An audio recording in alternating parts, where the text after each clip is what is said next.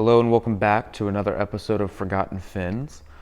This is going to be part one of a series of videos on this particular rare car. I'm going to be cataloging the build on the channel, and this is going to be an exceptionally rare car. This is a 1957 DeSoto FireSweep 9-passenger Explorer station wagon.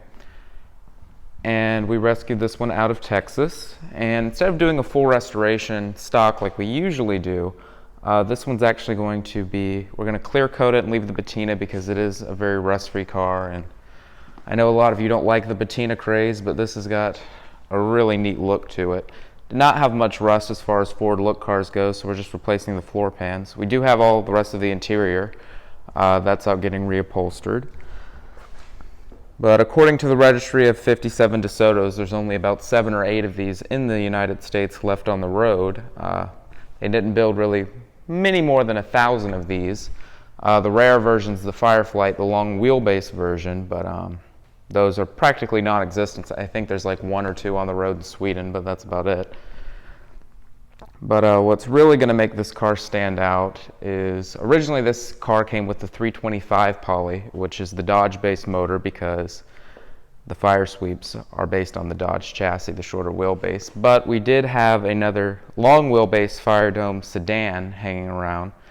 So we procured the engine out of that, and we're going to put the big 341 Hemi in, and of course upgrading it to dual quads. It's really rare these days, any forward look car, but the DeSoto and Chrysler station wagons especially are just extremely rare, and we've never had an opportunity before to build one. So this is going to be a very cool project. Most 9-passenger Chryslers actually, or forward look cars, 9-passenger forward look wagons actually have the spare tire here, but on 1957 on the DeSoto 9-passengers and some of the Chrysler 9-passengers, the New Yorkers and such, they actually had the first generation run flat tires of any car. It was a connection with Goodyear, I believe it was, and they had made the tires especially for Chrysler. So this is probably one of the first cars that never actually came with a factory spare tire.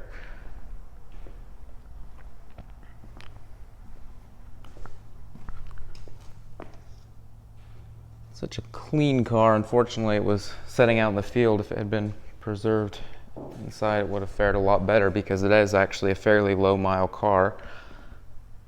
Not clear why they parked it, but apparently it was in 1971 because that was the last time that the license plate was updated.